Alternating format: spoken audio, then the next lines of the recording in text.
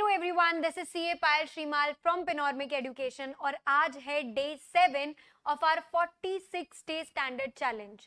आज का हमारा टॉपिक है रिव्यू यानी ऑडिट से काफी कम इंटेंसिटी वाला सिमिलर काइंड ऑफ एंगेजमेंट।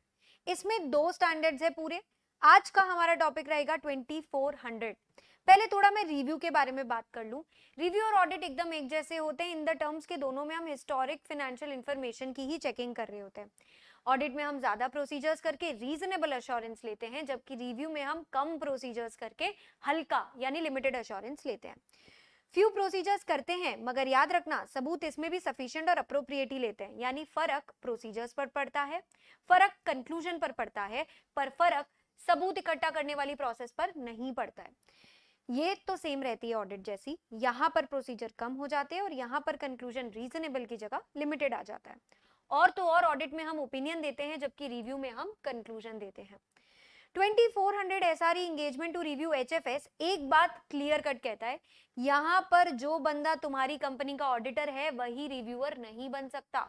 यानी जब बाहर वाला बंदा कोई सीए जो कंपनी का ऑडिटर नहीं है वो आकर रिव्यू करने जाता है, तब ये स्टैंडर्ड खास करके लगता है और ये स्टैंडर्ड बताता है कंटेंट रिपोर्ट में क्या जाएगा।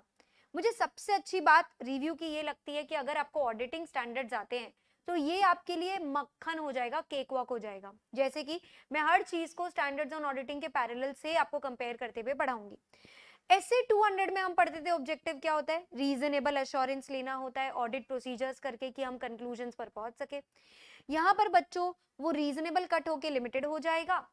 सारे टेस्ट ऑफ कंट्रोल्स और टेस्ट ऑफ डिटेल नहीं करते हम, यहाँ पे हल्का काम करना है इसलिए केवल दो प्रोसीजर्स करते हैं, इंक्वायरी और एनालिटिकल प्रोसीजर्स। ओपिनियन नहीं देते हैं, कंक्लूजन देते हैं। और रिपोर्ट सेम जैसी रिव्यू जैसे ऑडिट में बनती थी वैसे यहाँ पर भी बनती है। अगर मैं अश्योरेंस न दे पाऊं तो वहां पर भी हम थक हार के डिस्क्लेम या विड्रॉ करते थे, यहाँ पर भी ऐसा ही होता है। 220 के हिसाब से बोल दिया एथिक्स इंडिपेंडेंस का पालन सीए को भी करना है। ऑडिटर वर्ड यूज नहीं कर सकते इसलिए प्रैक्टिशनर वर्ड यूज कर रहे हैं। क्वालिटी कंट्रोल के लिए एंगेजमेंट पार्टनर रिस्पॉन्सिबल होता है, तो 220 का भी हमने सेम पालन कर लिया। 220 हमको कहता था कि भाई कब कब हम लोगों को एक्सेप्ट एंड कंटिन्यू करना चाहिए एंगेजमेंट, जहां पे हम सामने वाले की इंटेग्रिटी देखते थे, खुद की कॉम्पिटेंस देखते थे। इस आंसर को याद करने का मैं आपको तरीका बताती हूँ। आपको कब कब मना कर देना चाहिए, कब कब रिव्यू नहीं एक्सेप्ट करना चाहिए। A4 जब अप्रोप्रिएट ना लगे, आपको ना लगे कि रिव्यू करना अप्रोप्रिएट है। क्यों ना लगे? क्योंकि आपको दिमाग में एकदम क्लियर है या तो ऑडिट होनी चाहिए विच इज रीजनेबल अश्योरेंस, या तो कंपाइलेशन होनी चाहिए विच इज नो अश्योरेंस। बीच का मत करो आप। आपको आधा अधूरा नहीं करना है, लिमिटेड वाला नहीं करना है। कोई रैशनल पर्पस ही नहीं है रिव्यू करने का। हमारे पे रोक टोक लगा दिया, हमारा नाम फालतू इनअप्रोप्रिएट तरीके से एफएस के साथ जोड़ रहे हैं। लॉ कहता है ऑडिट कराओ और तुम बैठे हो रिव्यू करवाने। हम रिव्यू नहीं करेंगे। A4 अप्रोप्रिएट नहीं है। B4 बाय मैनेजमेंट स्कोप पे लिमिटेशन लग चुका है भैया, तो हमारे पास एक ही उपाय है, डिस्क्लेम कर दो। जब पता ही है डिस्क्लेम करने वाले हैं तो क्यों एक्सेप्ट करनी है, एक्सेप्ट ही मत करो। डिस्क्लेमर जाए इससे अच्छा तो ओपिनियन ही ना जाए, इससे अच्छा तो हम एक्सेप्ट ही ना करें एंगेजमेंट। देन आता है अगर हमारे पास वो इंफॉर्मेशन जो हमें चाहिए रिव्यू चेक करने के लिए वो अनअवेलेबल है या भरोसेमंद नहीं है। D फॉर डाउट जा रहा है हमारा मैनेजमेंट की इंटेग्रिटी पर। E फॉर हम ही इथिक्स का पालन नहीं कर पा रहे। तो पॉइंट तो देखो सेम वही वाले ही है, पर इसको याद करने का थोड़ा तरीका अलग हो गया। ABCDE करके हमने इसको याद कर लिया कि हमें ये एक्सेप्ट नहीं करनी चाहिए। प्री कंडीशंस 210 वाली हुबहू है। FRF हमें मंजूर है कि नहीं। मैनेजमेंट अंडरस्टैंड एंड एक्नॉलेज तो करता है ना उसकी तीनों रिस्पॉन्सिबिलिटीज की, वही प्रिपरेशन और प्रेपरेशन एंड प्रेजेंटेशन करेगा एफएस का, वही इंटरनल कंट्रोल लगाएगा और वो हमें access to all info, additional info and unrestricted access to people देता रहेगा। अगर बिफोर एक्सेप्टेंस प्री कंडीशंस पर रोक टोक लगा दी सच दैट प्रैक्टिशनर सेटिस्फाइड ही नहीं है तो मैनेजमेंट से डिस्कस करके चेंजेस कराएगा। अगर मैनेजमेंट चेंजेस करने तैयार नहीं है तो please don't accept. And don't accept के साथ साथ गलती से भी ऐसा तो लिखो ही मत कि तुमने एसआरई का पालन किया है, क्योंकि किया नहीं है तो लिखो भी मत। आफ्टर में अगर मेरे पे कोई प्री कंडीशंस हटाई गई, मतलब मैंने हाँ बोल दिया उसके बाद रोक टोक लगाई गई या हटाया गया, प्रैक्टिशनर सेटिस्फाइड नहीं है तो वो मैनेजमेंट के साथ डिस्कस करेगा कि मुद्दे को कैसे रिजॉल्व करना है एंड क्या मेरे लिए कंटिन्यू करना सही बात भी है, अगर मैं कंटिन्यू किया तो मैं कैसे कम्युनिकेट करूंगा रिपोर्ट में? देन 210 अग्रीइंग द टर्म्स भी हूबहू सेम है। मैनेजमेंट के साथ पहले ही रिटन अग्रीमेंट बना लीजिए।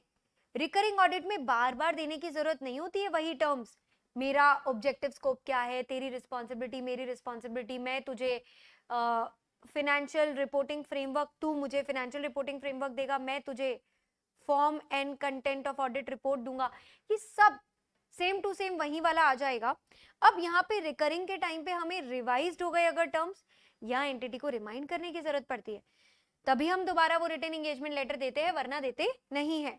प्रायर टू कंप्लीशन अगर हमसे कहा गया कि भैया तुम और कम अश्योरेंस वाली करो, अब देखो ऑडिट से कम अश्योरेंस रिव्यू में होता था, रिव्यू से कम तो मुझे लगता है अब सिर्फ कंपाइलेशन या अग्रीड अपॉन ही बच गया है। अगर वैसा कुछ करना है और मैनेजमेंट ने आपसे कहा है तो पहले तो देखो क्या वैसा करने के पीछे रीजनेबल जस्टिफिकेशन है। अगर है तब तो टर्म्स चेंज करके नए टर्म्स रिकॉर्ड करना, वरना मत करना, छोड़ देना बीच में ही। फिर आपका फाइनली हम रिव्यू परफॉर्म करेंगे और लास्ट स्टेप में हम लोग रिपोर्ट बनाने पर आएंगे। तो रिव्यू परफॉर्म करने के कुछ जो 7-8 स्टेप्स है उसकी बात करते हैं। सबसे पहले मटीरियलिटी चेक करने, सेम 320 वाला। अंडरस्टैंडिंग लेनी एंटिटी की ताकि रिस्क एरियाज पता चल सके, सेम 315 वाला। 330 में आप जब प्रोसीजर परफॉर्म करने जाओगे तो वो 7-8 चीजें मत कर लेना, inquiry, observation, performance, reperformance, analytical, external confirmation, सब कुछ नहीं करना होता है। केवल 2 करने होते हैं, एक इंक्वायरी करना होता है और एक एनालिटिक्स करना होता है। करना वही है, अकाउंटिंग सिस्टम से जो डेटा लेकर के अपन मैचिंग करते हैं, एनालिटिक्स सेम तरीके से होगा। इंक्वायरी में भी हम लोग नॉलेजेबल लोगों की, मैनेजमेंट और दूसरे लोगों की इंफॉर्मेशन पूछेंगे क्या? वही जो कॉम्प्लेक्स रिस्क एरियाज होते हैं। कॉम्प्लेक्स रिस्क एरियाज क्या हुआ है आज तक? रिलेटेड पार्टी, फ्रॉड, एस्टिमेट्स वाली एरियाज। तो estimate, related party, complex areas, fraud, जितने भी सिग्निफिकेंट रिस्क होते हैं सबके रिलेटेड मैं सवाल पूछ लूंगी। जरूरी नहीं फाइनेंशियल, नॉन फाइनेंशियल चीजों के रिलेटेड भी मैनेजमेंट से सवाल पूछूंगी, पर वही सबसे मेन पार्ट नहीं होता इंक्वायरी का। इंक्वायरी तो तब तक अधूरी है जब तक उसके रिस्पॉन्स का आपने कभी इवैल्यूएशन ना किया हो। यदि रिस्पॉन्स में कुछ गड़बड़ मिली और सवाल पूछो। सवालों के जवाब का रीजनेबलनेस और कंसिस्टेंसी किससे मैच करना है? जब दूसरे प्रोसीजर्स किए थे उनसे जो आउटकम आया था वो, एंड एंटिटी की नॉलेज और अंडरस्टैंडिंग जो आपको थी उससे मैच करना है आपको। क्यों मैम? क्यों इंक्वायरी और क्यों एनालिटिकल प्रोसीजर सबसे मेन मेथड होते हैं, क्यों जरूरी होते हैं ये रिव्यू में? चलो पहले मैं इंक्वायरी की तारीफ करती हूँ। इंक्वायरी ही तो प्रिंसिपल सोर्स है मैनेजमेंट के इंटेंट का।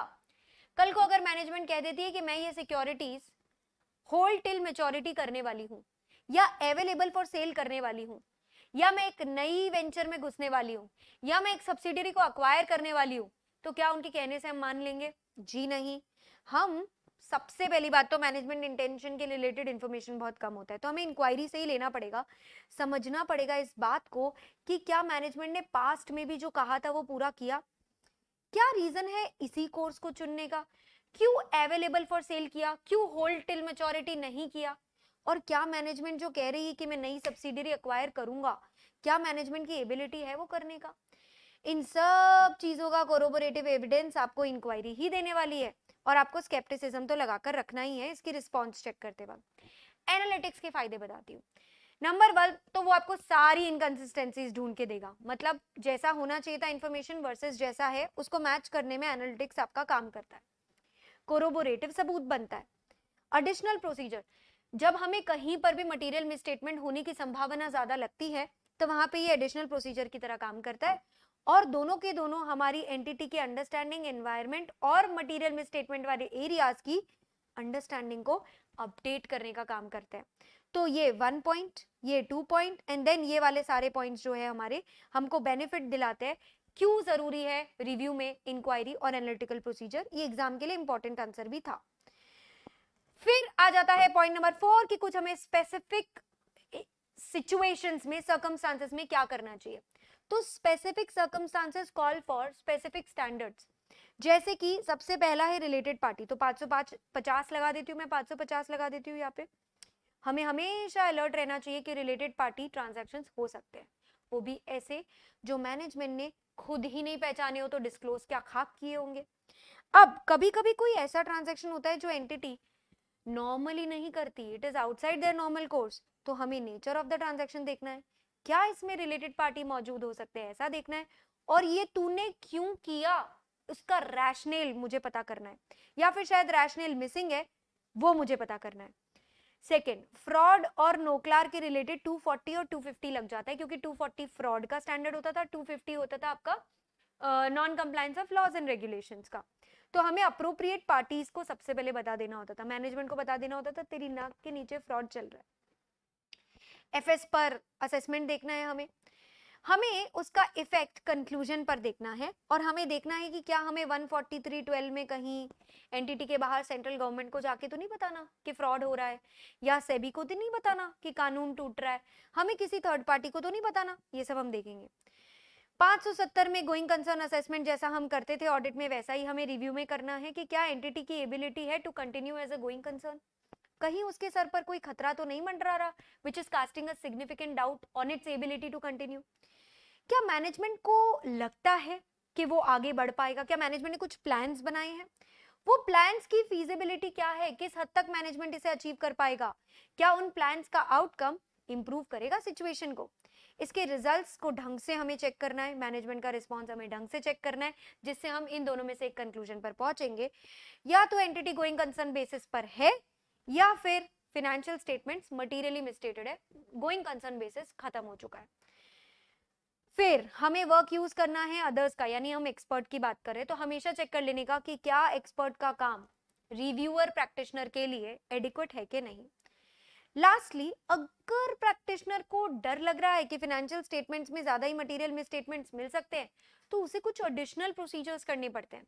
ये एडिशनल प्रोसीजर घूम फिर के वापस वही होंगे बेटा, इंक्वायरी एंड एनालिटिकल प्रोसीजर के आगे इन्होंने एडिशनल लगा दिया। ज्यादा इंक्वायरी करो, ज्यादा एनालिटिक्स करो, ये दोनों ज्यादा करने के साथ साथ फोकस्ड भी कर सकते हो।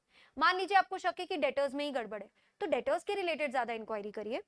यहां पर आपको टेस्ट ऑफ कंट्रोल या एक्सटर्नल कंफर्मेशन ये सब करने का भी हक है।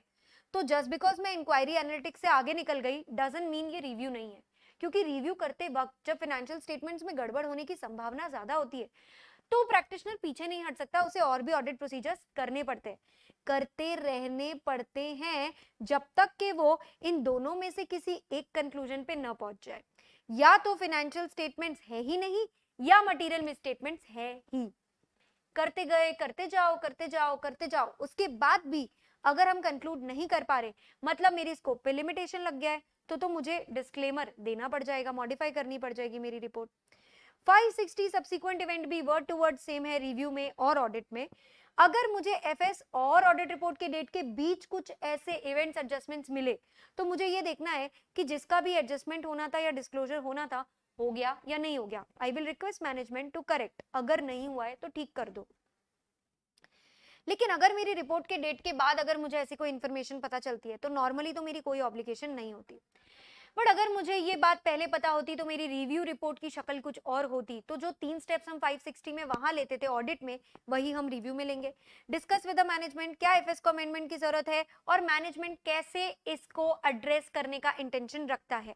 अगर मैनेजमेंट एफएस को अमेंड करने तैयार नहीं है तो भाई हम अपनी रिपोर्ट एंटिटी को नहीं देंगे, पर अगर मैम ऑलरेडी दे दी तो हम मैनेजमेंट को कहेंगे खबरदार जो मेरी रिपोर्ट शेयर होल्डर्स तक पहुंची, मैम उन्होंने फिर भी इशू कर दिए, तो अब बेटा आपको पीछे पीछे दौड़ के ये कोशिश करनी है कि तुम्हारी रिपोर्ट पे कोई भी भरोसा ना करे, जो आप पब्लिक अनाउंसमेंट से भी कर सकते हो, रेगुलेटर्स के पास पहुंचकर भी कर सकते हो। फिर आ जाता है 580 रिटन रिप्रेजेंटेशन। आपको मैनेजमेंट से बात पे लिखित चीजें लेनी है, जो आप ऑडिट में लेते थे वही आप रिव्यू में लोगे। जैसे कि क्या मैनेजमेंट ने 210 के हिसाब से अपनी रिस्पॉन्सिबिलिटी पूरी की, क्या सारे ट्रांजेक्शन एफएस में रिकॉर्डेड है, क्या रिलेटेड पार्टी उन्होंने हमें डिस्क्लोज कर दी 550, क्या फ्रॉड सस्पेक्टेड सारे हमें बता दिए 240, क्या नोक्लार नॉन कंप्लायंसेस बता दिए 250, क्या गोइंग कंसर्न असम्पशन अप्रोप्रिएट है 570, क्या सब्सिक्वेंट इवेंट जिनको भी एडजस्टमेंट डिस्क्लोजर चाहिए था किया कि नहीं किया 560। अगर मैनेजमेंट हमें ये रिटन रिप्रेजेंटेशन देने तैयार नहीं है तो खटिया खड़ी कर दो उनकी, डिस्कस करो उनके साथ, क्यों बे क्यों नहीं देता है, उनकी इंटेग्रिटी को रीवैल्यूएट करो, जो दे दिए थे रिटन रिप्रेजेंटेशन उनकी रिलायबिलिटी पे शक पैदा करो, एंड फाइनली डिस्क्लेम या विड्रॉ करो। सेम जो बातें आप 580 में पढ़ते थे वो यहाँ पे हूबहू आ गई। देन जो भी प्रोसीजर्स हमने परफॉर्म किए उनसे आए हुए सबूत को हमें इवेल्युएट करना है। बेटा SAE तो सेम होता है, ऑडिट में और रिव्यू में एक ही चीज, दो ही चीज सेम है। एक, दोनों हिस्टोरिकल फाइनेंशियल इंफॉर्मेशन पर लगते हैं, और दूसरा, दोनों में सफिशिएंट अप्रोप्रिएट ऑडिट एविडेंस लेना पड़ता है। तो ऐसे ही अगर नहीं मिला, करते जाओ काम करते जाओ, अदर प्रोसीजर्स करते जाओ, पर अगर पता चला कि नहीं ले सकते तो बेटा लिमिटेशन ऑन स्कोप हो गया है। लिमिटेशन ऑन स्कोप से तो दो ही बातें पता चलती है, सबूत क्यों नहीं दे रहा मैनेजमेंट हमें, शायद मेरे एफएस में मटेरियल मिसस्टेटमेंट्स है, या फिर मुझे अब एंगेजमेंट कंटिन्यू नहीं करनी चाहिए, I want to withdraw, either I will disclaim और आई विल विड्रॉ, दोनों में से एक ऑप्शन मेरे पास अवेलेबल है। लास्ट चीज पर आ जाते हैं, step number 8, forming conclusion. Conclusion बनाना भी ओपिनियन बनाने जैसा ही है, तो यहाँ पे 700, 706, 720 सबकी सिमिलर रेफरेंसेस आएंगी। 700 में हम भी अनकरेक्टेड मिसस्टेटमेंट्स और क्वालिटेटिव एस्पेक्ट्स चेक करते थे, ऑडिट में भी रिव्यू में भी। ओवरऑल प्रेजेंटेशन चेक करते थे, नोट्स वगैरह एफएस वगैरह सब ट्रू एंड फेयर व्यू है कि नहीं, फेयर प्रेजेंटेशन में चेक करते थे। अनमॉडिफाइड ओपिनियन जब देते थे तभी अनमॉडिफाइड कंक्लूजन देंगे। ऑब्टेन लिमिटेड अश्योरेंस, हमें इसमें नेगेटिव वर्डिंग में ओपिनियन देना होगा, ओपिनियन तो दे ही नहीं सकते, सॉरी, कंक्लूजन नेगेटिव वर्डेड होगा। Nothing has come to our attention, जो हमें बता रहा है कि भाई कोई गड़बड़ है कि नहीं, तो nothing has come to our attention that FS are not prepared as per material respects of the FRF. भाई फेयर प्रेजेंटेशन फ्रेमवर्क होगा तो true and fair view word आ जाएगा, कंप्लायंस फ्रेमवर्क होगा तो true and fair view word हट जाएगा। ये हर केस में सेम होगा, तो बार बार सेम चीज लिखने की जरूरत नहीं है। मॉडिफाई कब करते हैं, हमेशा तभी करते हैं जब या तो गड़बड़ मिल जाती है या सबूत ही नहीं मिलता। अब जहां जहां ओपिनियन वर्ड आता था ऑडिट में, वहां वहां कंक्लूजन वर्ड आएगा रिव्यू में, बाकी हेडिंग सेम है, क्वालिफाई कर दो, एडवर्स कर दो या डिस्क्लेम कर दो। अब डिस्क्रिप्शन ऑफ मैटर की बात अगर मैं करूं तो डिस्क्रिप्शन में भी हेडिंग यही बन जाएगी, basis for qualified, adverse, disclaimer. Change क्या हुआ, कंक्लूजन। यहाँ ओपिनियन वर्ड ना आता है ना देते हैं। फिनेंशियल स्टेटमेंट्स में मैम अगर मटेरियल मिसस्टेटमेंट है, जो मटेरियल है मगर परवेजिव नहीं, तो हम क्वालिफाइड देते हैं। क्वालिफाइड में ये लाइन आ जाती है, except for the effects of the matter. अब यहाँ पे described in, basis for, qualified, conclusion para हो जाएगा ओपिनियन पैरा की जगह। मटेरियल और परवेजिव दोनों है तो एडवर्स देना पड़ेगा, तो ये लाइन आ जाएगी, due to the significance of the matter described in, adverse, conclusion para, और हमें यहाँ पे लाइन लिखनी पड़ेगी, FSR not prepared as per FRF. Basis में मैम क्या क्या जाता है, सेम 700 में जो जाता था वही जाता है। अमाउंट में अगर गड़बड़ है तो क्वांटिफाई करके दिखाओ, डिस्क्लोजर में गड़बड़ है तो एक्सप्लेन कर दो, डिस्क्लोजर है ही नहीं मैम, मिसिंग है, तो तू डाल देना ओमिटेड डिस्क्लोजर अगर तुझे अलाउड है तो। मैम अगर सबूत इकट्ठा नहीं कर पाए तो बेटा हर लाइन के आगे वर्ड लग जाता है पॉसिबल इफेक्ट। अगर हमें क्वालिफाइड देना है तो पॉसिबल इफेक्ट वाली लाइन आ जाएगी, डिस्क्लेम करना है तो पॉसिबल इफेक्ट वाली लाइन आ जाएगी, मटेरियल बट नॉट परवेसिव ऊपर में, मटेरियल एंड परवेसिव नीचे में, पॉसिबल इफेक्ट वाली लाइन ऐड हो जाती है। देन सबूत नहीं मिल पाया, ये लाइन अलग से हमें डिस्क्लेमर में डालनी जरूरी है। Practitioner doesn't express a conclusion on FS, ये भी लाइन हमें डिस्क्लेमर में डालनी जरूरी है। अगर हम पर रोक टोक लगी, हम सबूत इकट्ठा नहीं कर पाए, मटेरियल परवेसिव दोनों है, तो पहले बेटा विड्रॉ करने की कोशिश करना, फिर डिस्क्लेमर देने की कोशिश करना। फाइनली इस रिपोर्ट में क्या क्या आएगा देखो, टाइटल, एड्रेस ही, डेट, प्लेस, साइन तो हम लोग पहले ही लिख लेते हैं। उसके अलावा इंट्रोडक्टरी पैरा में पूरा हूबहू जैसा ऑडिट के अंदर में अपने title, balance sheet, PNL, notes वगैरह दिखते थे, वो सब आ जाएगी एक एक टाइटल। डेट एंड पीरियड आ जाएगा, डेट एंड पीरियड मतलब कौन से ईयर का रिव्यू किया है। Accounting policy and explanatory info, जैसा वहां रेफरेंस होता था वैसा यहाँ भी आ जाएगा। वहां लिखते थे वी हैव ऑडिटेड, यहाँ लिखेंगे वी हैव रिव्यूड। मैनेजमेंट की रिस्पॉन्सिबिलिटी पैरा वहीं पर भी आता था कि भाई एफएस बने एफआरएफ के हिसाब से, यहाँ पर भी सेम ही आएगा, इंटरनल कंट्रोल की रिस्पॉन्सिबिलिटी भी सेम आएगी। स्पेशल पर्पस एफएस में तो हमेशा ये चारों बातें आ जाती है, उसका रिव्यू से कोई खास लेना देना नहीं है, वो तो हर बार जब एसपीएफ लगेगा तो हम बताएंगे पर्पस क्या है, यूजर कौन है, जाओ नोट नंबर वो पढ़कर आ जाओ, ठीक है। देन प्रैक्टिशनर की रिस्पॉन्सिबिलिटी आएगी कि उसे कंक्लूजन देना है, ना कि ओपिनियन। एसआरई का हमने पालन किया है, 2400 का ये लिखना पड़ेगा। बहुत इंपॉर्टेंट बात आपको ये याद करनी है यहाँ से कि रिव्यू में लिमिटेशन स्टेटमेंट्स क्या होते हैं, कंधा लेना है और ज्यादा झड़का देना है, ऑडिट से भी ज्यादा। लिमिटेड अश्योरेंस एंगेजमेंट है भैया, हम लोग ने लिमिटेड प्रोसीजर ही करेला है, इंक्वायरी और एनालिटिकल प्रोसीजर ही किया है, जो हमें एविडेंस मिला है वो इवैल्यूएट किया है, प्रोसीजर ऑडिट से बहुत कम है, इसके लिए ये ऑडिट ओपिनियन नहीं है, इधर हम लोग अश्योरेंस वैसी नहीं दे पाते हैं। कंक्लूजन पैरा आएगा या मॉडिफाइड कंक्लूजन पैरा आएगा, जो भी है उस पे एफआरएफ का नाम लिख देना है। बेसिस पैरा बनता है कि क्या गड़बड़ हुई थी, वो बेसिस समझाना है अपने को, मैटर समझाना है, हमने एथिक्स का पालन किया है वो बताना है, डेट प्लेस साइन हो जाएगी। इंपा पैरा पूरा सेम है जो 706 में आप पढ़ते थे, यूजर की अटेंशन लानी है because it is fundamental to understanding of FS. तो बदला क्या है, ये भी सेम ही है, जैसे वहां पे हम मटेरियल मिसस्टेटमेंट वाली चीजों को 705 में डालते थे, 706 में नहीं, यहाँ पर भी वही बात है, केवल वही इंफॉर्मेशन आ सकती है जो एफएस में डिस्क्लोज्ड है, यहाँ पर भी सेम बात हो गई। इमीडिएटली आफ्टर कंक्लूजन पैरा आएगा, ये एक नई चीज खाली आपको ध्यान में रखनी है। अब एक चीज बता दूं, ओएमपी पैरा भी बिल्कुल सेम है, जो मुद्दे एफएस में डिस्क्लोज्ड नहीं है केवल वही यहाँ आ सकते हैं। प्रैक्टिशनर की जजमेंट में जो इंपॉर्टेंट है यूजर्स अंडरस्टैंडिंग, अब यहाँ पे एफएस नहीं आता है, यहाँ पर आता है यूजर्स अंडरस्टैंडिंग। अब जब हम ऑडिट की बात करते थे तो आता था ऑडिटर, ऑडिटर की रिस्पॉन्सिबिलिटी, ऑडिटर की रिपोर्ट, तो यहाँ पर रिव्यू आ जाएगा ऑडिट की जगह, ऑडिटर की रिस्पॉन्सिबिलिटी की जगह प्रैक्टिशनर की रिस्पॉन्सिबिलिटी आ जाएगी, ऑडिटर की रिपोर्ट की जगह प्रैक्टिशनर की रिपोर्ट आ जाएगी। अदर रिपोर्टिंग रिस्पॉन्सिबिलिटी भी सेम टू सेम है। देन डॉक्यूमेंटेशन, कितना डॉक्यूमेंटेशन हमें मैक्सिमम करना चाहिए, इतना कि अगर मेरे अलावा कोई एक्सपीरियंस प्रैक्टिशनर भी वहां मौजूद होता जिसका कोई कनेक्शन नहीं है, उसे भी समझ आ जाए मैंने क्या किया, nature timing extent of my procedure, मुझे क्या रिजल्ट हासिल हुआ, मैं किस कंक्लूजन पे पहुंची, और मेरे सारे सिग्निफिकेंट मुद्दे, मैंने कहाँ जजमेंट लिया, मैं किन कंक्लूजन पे पहुंची, हमें सारे इंपॉर्टेंट डिस्कशंस और सिग्निफिकेंट मुद्दों को भी डॉक्यूमेंट करना पड़ेगा। और अगर मुझे कोई इनकंसिस्टेंसी मिली थी तो उसे मैंने कैसे एड्रेस किया है वो भी मुझे बताना पड़ेगा। तो फाइनली कंक्लूजन में ऑडिट और रिव्यू में क्या फर्क है, यहाँ रीजनेबल एश्योरेंस लेते हैं या लिमिटेड, यहाँ कंक्लूजन होता है, यहाँ पे कंक्लूजन होता है लिमिटेड, यहाँ पे होता है रीजनेबल ओपिनियन। एक्चुअली ये ओपिनियन होता है, ये कंक्लूजन होता है, यहाँ ज्यादा प्रोसीजर्स करते हैं, यहाँ कम, कम बोले तो केवल 2, इंक्वायरी और एनालिटिक्स। ये पॉजिटिवली वर्डेड ओपिनियन होता है, ये नेगेटिवली वर्डेड ओपिनियन होता है। यहाँ पे nothing has come to attention वाली लाइन आती है, यहाँ पे आता है FS present when true and fair view FRF के हिसाब से। इसके साथ हमारी यहाँ पे क्लास 7 खत्म होती है। See you on the next day, bye bye, take care, all the best.